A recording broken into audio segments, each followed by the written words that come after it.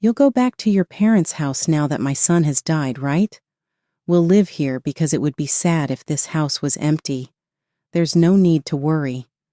This happened after the sudden death of my beloved husband. His parents were the ones who came up to me, sad, right after the funeral was over. I will admit that I didn't have many good memories with my husband in this house. But why did I have to leave? My mother-in-law told me that straight away, before I could wipe away my tears. My name is Hannah. I work for a real estate company. With the help of my job, I met Tyler, who is now my husband. He was the brother of someone I work with. Because their jobs were close to each other, he often showed his face around because the brothers were close. As clerks together, I also got to know the person who would become my brother-in-law and became friends with them. Because of this link, he put me in touch with his own brother. Over time, they asked me to join them for lunch more often, and the amount of time we spent together grew. I never considered Tyler to be a romantic interest, even though he was intelligent and pleasant to talk to. I thought he felt the same way until one day our relationship changed.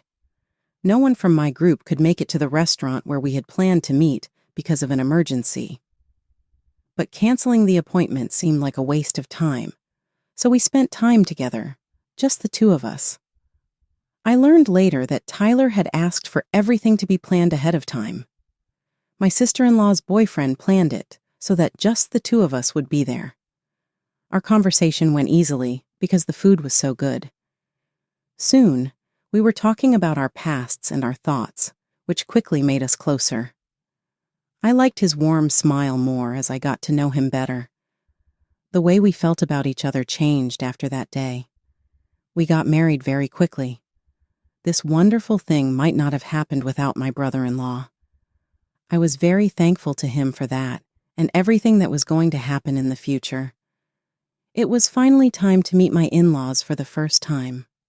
Even though I was nervous, my in-laws made me feel right at home. The touching conversations kept going, and my stress slowly went away. I'm glad you came. Hello, Hannah. I was excited to meet you. My mother-in-law, who was getting things ready, said, I have made a lot of things for you because I hope today will be a great day. My oldest son, my husband, looked a lot like them. Also, my in-laws were independent and easy to get along with. Their home made me feel at ease, and I was thankful for the time I spent there. Even after a few friendly interactions, they only backed our future and didn't put any pressure on us to get married or have kids. They kept a healthy distance. When the topic of living together eventually came up, we were dreaming of building our own home. I actually inherited a house from my grandfather, I revealed, and my in-laws listened intently and nodded. I had special affection from my grandfather, being the only grandchild, and he left me a beautifully renovated house and land. My grandfather passed away just after the inheritance procedures were completed. The land, benefiting from redevelopment, was in a great location, and its real estate value was rapidly increasing. With my knowledge in the real estate business, I knew that it would be more beneficial for us to sell it rather than live there ourselves. That way, we would have sufficient funds for our dream home project. While I was grateful for my grandfather's profound love, the will allowed us to freely dispose of the house, so we were considering selling it. We started a new life on that land after getting married. However, due to the distance from our workplaces, it was difficult to live there permanently, no matter how good the location was. While preparing to sell the property, something unexpected happened. My husband, a salesperson, was suddenly assigned a transfer. His company, a large corporation with several branches nationwide, decided to transfer him despite knowing we were newlyweds, because they deemed him the only right candidate. I will definitely come back on holidays, plus my parents plan to visit, so don't overexert yourself. But could you take them out sometimes? He asked. I don't mind going out with them since your parents are kind. However, Selling the house might take a bit longer, I replied. Since I also worked, it was decided that my husband would relocate alone. Even with this sudden turn of events, I suppressed my loneliness and anxiety, deciding to wait for the day we could live together again, like my husband promised. My mother-in-law began visiting often, especially on weekends. She once shared her experience of spending time alone while raising young children during her husband's business trips. Even without children, you can create family memories. Do you want to go out together? A little shopping might cheer you up. Let's go, Hannah, she would say. Thanks to my mother-in-law's thoughtfulness, I was able to spend time without feeling lonely, and my weekends became busier with various activities. However, as time passed, a concerning pattern began to emerge. Every weekend, without fail, my mother-in-law would almost certainly take me out somewhere. It was fine at first, but after a month, her invitations became increasingly forceful, showing little consideration for my health or household chores. When I mentioned I'd like to rest one weekend, she would sulk as if I was being selfish. But it'll be fun to go out together. You don't dislike going out with me, do you? She would ask. No, it's not like that. It's just that since we've been going out every week, I thought you might need some rest too, I would respond. My mother-in-law's face would turn gloomy. Even when I tried to clear the misunderstanding, she wouldn't listen. Once I reluctantly agreed, she would quickly regain her smile and act as if she had forgotten her persistent invitations. But doubts about her behavior slowly grew in my mind. The places she took me often involved expensive spending, brand name shopping, followed by expensive meals. The payment was always passed on to me. My mother-in-law would often leave the store before me, making it my responsibility to settle the bill. There were no thanks or reimbursements afterward. Indeed, I owned a house and had a stable salary, so I was financially comfortable. However, my husband and I had always lived frugally, so I felt uneasy about my mother-in-law's lavish spending. On occasions when my father-in-law joined, my expenses would increase even further. I felt the need to address this situation, but found it difficult to discuss with my husband. He had promised he would return home, but that promise was hard to fulfill due to his busy schedule at the new location. Are you okay with going out with Mom every week? Any concerns? My husband would ask over video calls, visibly tired from work. Hesitant to bring up my issues with my mother-in-law, I would pretend to be fine. Your mom is really kind to me. Take care of yourself, Tyler. I'm fine, so don't worry, I would reassure him. Yet, I lacked the courage to refuse the financial demands from my in-laws. Their behavior became excessive, and when I mentioned I couldn't go out one day, they made a surprising suggestion. Then, could you lend us a bit of money? Am I supposed to provide the money? I asked, confused. Just a little is fine. We've already made a reservation at a restaurant. We'll invite another friend, but we're short on cash and need your help. To avoid conflict, I decided to lend them the money.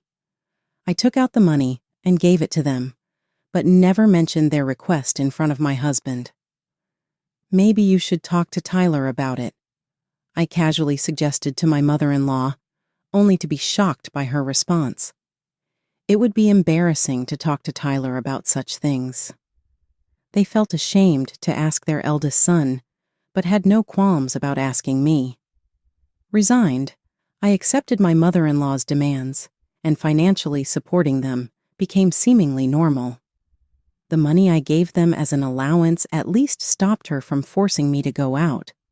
I understood the issue was escalating, but struggled with ineffective conversations and personal exhaustion. My mother-in-law's behavior became increasingly incomprehensible and bizarre. She would show up unannounced, inspecting my home as if it were her own, causing me to fear my privacy was being invaded. Was this something left by your grandfather, Hannah? This furniture is lovely. It's amazing to have such quality items. Some of the furniture included antiques my grandfather cherished, and my mother-in-law was fascinated by them, often admiring and treating them as if they were her own during her visits. This place was a shared space between my husband and me. I finally decided to discuss my mother-in-law's actions with my husband. While uncertain how he would react, I hoped for advice on handling her behavior. Her actions were unpleasant, and even if she was family, invading our private life was unacceptable. Nevertheless, a faint hope blossomed in my heart when the date of my husband Tyler's return from his solo assignment was determined. I thought the financial demands from my in-laws would end if I just endured it a little longer. I eagerly awaited the reunion with my husband, but the situation took an unforeseen turn. Tyler suddenly collapsed. My mind froze as the news came from a colleague at his assignment location, and I rushed to the hospital immediately. We don't know if it was due to overwork or an unexpected heart issue, but Tyler had collapsed. Despite being rushed to the emergency room, Tyler couldn't be saved. My beloved husband, always in perfect health, had departed from this world far too suddenly. I was unable to accept this reality. The day of the funeral came, but I barely remember that time, shrouded in profound sorrow. My brother-in-law came to help, taking care of many things. "Thank you so much. I'm sorry I have to rely on you at a time like this," I said, feeling overwhelmed. "What are you talking about? It's my brother's funeral. Besides, is everything okay with the land? Is the house ready?" After the funeral, while tidying up, I had a deep conversation with my brother-in-law. I nodded, responding, "Everything is settled." Days after my husband's funeral, my in-laws came to our house together. However, it was clear they weren't there to offer condolences. "It's truly unfortunate that our son passed away so suddenly, but don't worry, we're here for you." "Everything will be all right," my mother-in-law said, her face curiously bearing a smile. More shockingly, they had arranged a truck loaded with furniture and belongings from their home. I was struck silent by the shock and confusion. Clearly, this was not a visit. It was a move-in. Without any forewarning, my in-laws intended to move into our house. The reason for their actions was unfathomable, yet the answer to my questions quickly became apparent. "Are you aiming for our land?" The anxiety I had long harbored slipped out when I asked. My mother-in-law coldly replied with a laugh, "The value of this property has increased significantly. We've always wanted it. As a matter of fact, your marriage was only approved because you inherited this. We agreed to the marriage because you were the heir." Filled with despair, I lost my voice. "So, you mean to live with me?" I asked. "What a ridiculous question," she retorted coldly. Tyler's sudden death was an immeasurable shock, but in reality, even without his death, my mother-in-law had planned to take over this house eventually. They intended to drive me out and become the new owners of this land, and she seemed to misunderstand that I had already decided to leave this place. "Now that my son has passed away, you'll return to your parents' place, right? It would be sad if this house was left empty, so we'll live here. You don't need to worry at all," my mother-in-law said, her expression turning into a sinister smile. Anxiety swirled within me, yet I mustered the courage to correct her misunderstanding. "I've already sold the house," I said, suppressing a smile. My mother-in-law stood dumbfounded, uttering, "What?" Just then, a new moving company truck arrived. "Excuse me, we have a delivery for this address." Another moving company had already parked there, causing confusion as the newly arrived workers asked us for clarification. The movers my mother-in-law hired came to us, realizing they couldn't begin their work, and the situation became chaotic. I urged my in-laws to explain the situation, but they were flustered and unable to provide clear answers. Realizing that arguing wouldn't solve anything, I began to regain my composure. I immediately instructed the movers my mother-in-law hired to leave the premises. "This residence has already been purchased by someone else, and the contract is complete. A new family is moving in, so it wouldn't be appropriate to bring in someone else's belongings, right? The movers were visibly shocked by this development. Suddenly, a luxury car arrived. A seemingly wealthy couple and their children got out of the car. This house was no longer mine. The family that emerged from the car were the new owners of the home. My in-laws were bewildered by the situation, struggling to grasp what was happening. "Please move the truck. We need to start unloading for the new residents." After the truck my mother-in-law called was moved, the other movers began their work, swiftly starting to bring in the new furniture that had been purchased. My in-laws, unable to accept this change, started to obstinately block the entrance. The new homeowners, keeping their family safe inside the car, approached me to clarify the situation. "Who are these people? This is the house we bought. Please have the truck removed immediately."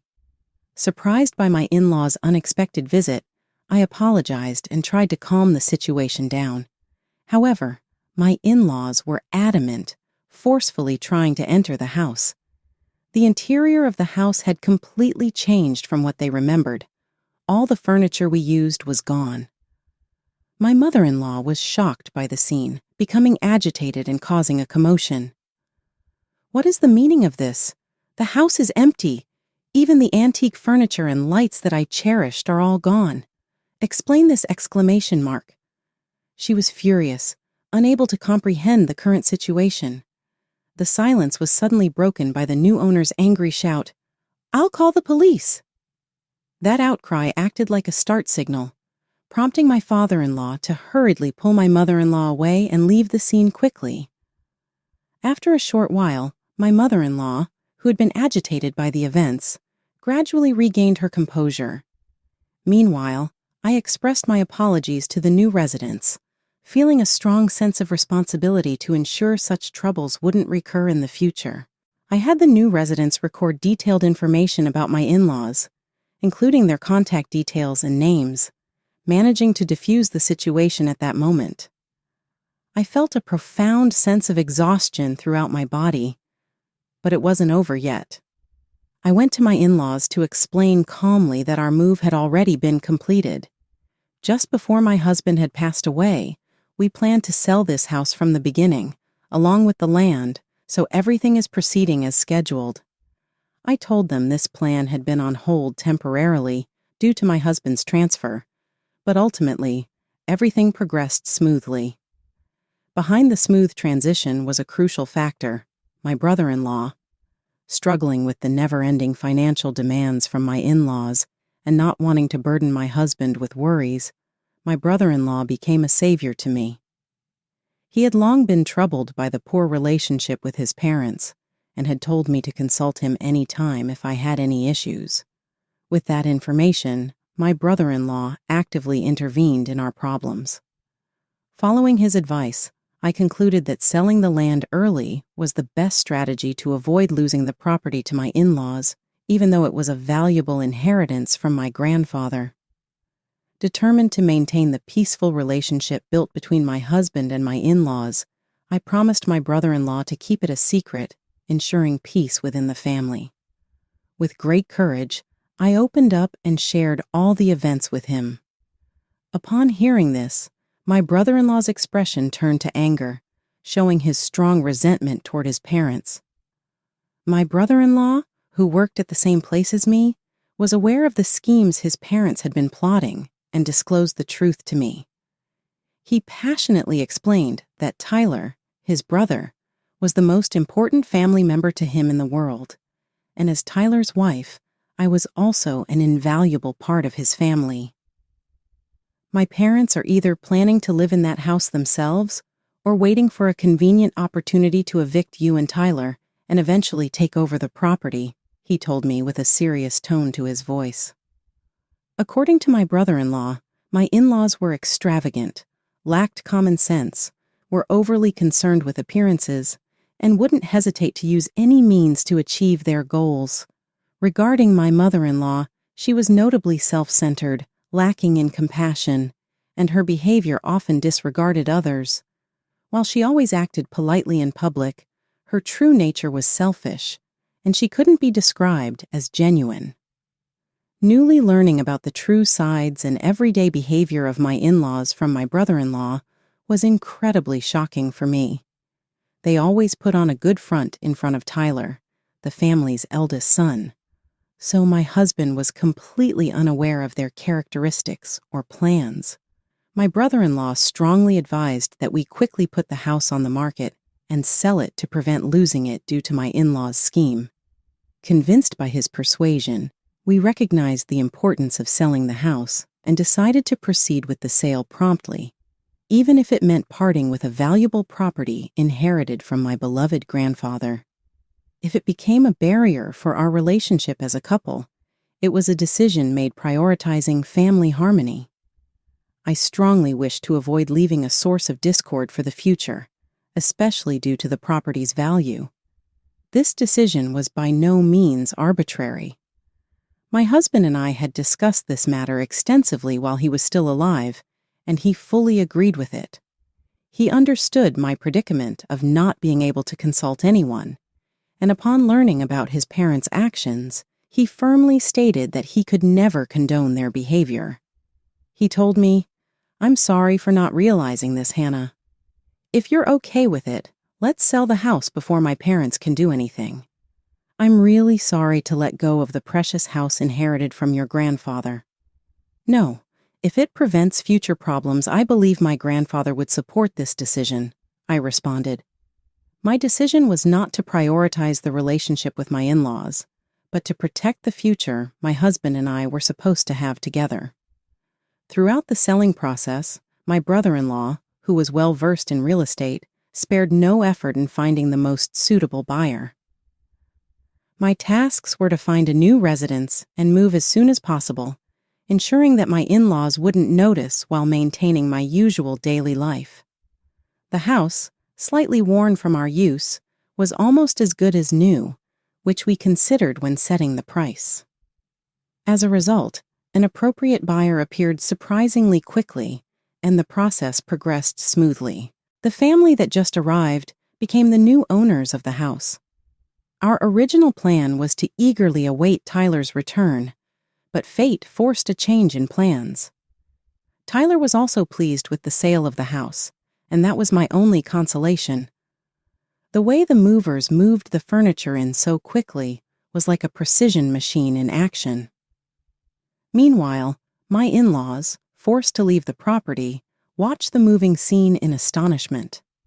When their hired movers angrily demanded explanations amidst the confusion, my in-laws were at a loss for words.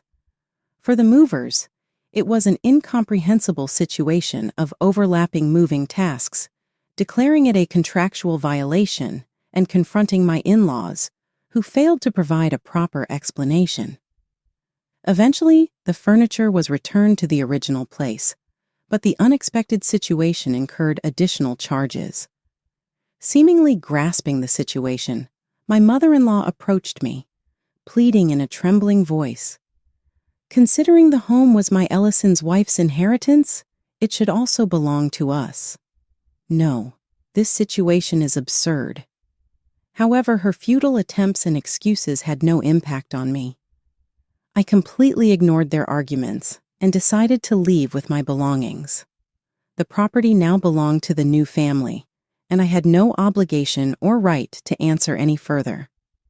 After Tyler's funeral, where I encountered my in-laws, they seemed eager to discuss the house issue, but ultimately left quietly without saying anything. I had no obligation to convey anything to my in-laws, and had almost no words to exchange with them. Now in my new residence, I am leading a peaceful life in this small house where we were originally supposed to start anew. I was faced with deep sorrow due to his absence. The savings from selling the house were substantial, but without my husband, the dream of building a new home had vanished. I returned to work, cherishing the precious memories with my husband, and am gradually regaining a positive outlook. As for my in-laws, particularly my mother-in-law, it seems that unresolved grievances were accumulating. However, I had no desire to engage with them any further and had not shared my new address. With no possibility of contacting me, My mother-in-law's frustrations only grew. Although she once boasted to her eldest son, she was now unable to visit my brother-in-law and remained unaware of my whereabouts. The pressure built up, and my mother-in-law finally lost her mind. In the dead of night, she scattered gasoline around the vicinity of the sold property.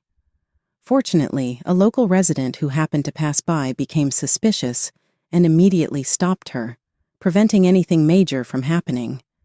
When reported to the police, it was discovered that she had prepared newspapers and a lighter, and my mother-in-law was arrested for attempted arson. The homeowner, who almost became the victim of arson, was so angry that they threatened to sue me as well after learning who the intrusive woman was. I apologized repeatedly, but since it was an attempted arson, there was nothing I could do about the crime my mother-in-law committed. In the end, her fixation on the house got her arrested. I was able to get forgiveness by saying sorry more than once and promising that it would never happen again. My husband and I raised my mother-in-law in a home where she always got what she wanted. She became angry and jealous when she realized she couldn't have that house. She slowly grew to dislike the house and land, which led her to commit crimes that got her locked up. My husband's father, who was usually there for her, started fighting with her all the time after she was arrested and eventually decided to leave her and get a divorce. My mother-in-law lost her home totally, so she couldn't go back to it after her sentence. But this could also be seen as the result of the choices she made. After losing his brother, my brother-in-law was lonely, but he told me, "I can handle it because I still have you." They were no longer my in-laws, but that didn't mean I lost all of my family. I didn't give up on my goal of a peaceful daily life, even for my late husband.